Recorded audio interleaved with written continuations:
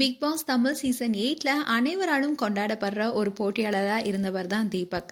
எந்த ஒரு அலட்டலும் இல்லாம பக்குவமா பொறுமையா விளையாட்ட தெளிவா விளையாடிட்டு வந்தாரு. டைட்டில் வின்னர் ஆகிறதுக்கு அனைத்து தகுதியுமே கொண்ட தீபக் பிஆர் வேலையினால வீழ்த்தப்பட்டாரு. இந்த பிஆர் டீமை வச்சு பலரும் தங்களுடைய ப்ரொமோஷனுக்காக பல வேலைகளை செஞ்சுட்டு வர இந்த காலத்துல அப்படி எதையுமே செய்யாம ஆர்கானிக்கா என்ன வருதோ அதையே செய்யலான்னு விளையாட்டை விளையாடிட்டு வந்தாரு. ஆரம்பத்துல இருந்தே கடுமையா உழைத்த தீபக் போட்டியிலிருந்து வெளியேற்றப்பட்டு இருப்பதுதான் புரியாத புதிராவே இருக்கு. அவர் எலிமினேட் ஆன விஷயம் எல்லாருக்குமே ஷாக் கொடுத்திருக்கு.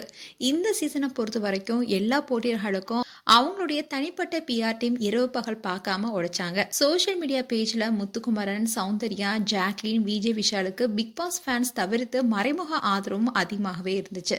பிக் பாஸ் வீட்டுக்கு போறதுக்கு முன்னாடியே குறிப்பிட்ட கண்டஸ்டன்ஸ் எல்லாமே பக்காவா பிஆர் டீமா செட் செஞ்சுட்டு தான் போயிருந்தாங்க. ஆனா தீபக்கு ரசிகர்கள் பட்டாளம் இருந்தாலும் சோசியல் மீடியால அவருக்குன்னு தனி பிஆர் டீம் இல்லாத போலவே தெரிஞ்சது.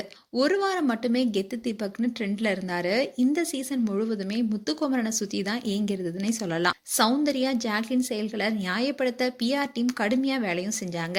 இதுல ஆச்சரியமான விஷயம் என்னன்னா, பவித்ரா, விஜய் விஷாலை விட தீபக் குறைவான ஓட்ஸை பெற்றார் என்பதுதான். இதுக்கு முன்னாடி சீசன்ல கூட நல்ல கண்டஸ்டன்ட் எல்லாத்தையுமே திடீர்னு எவிக்ட் செய்யப்பட்டிருக்காங்க.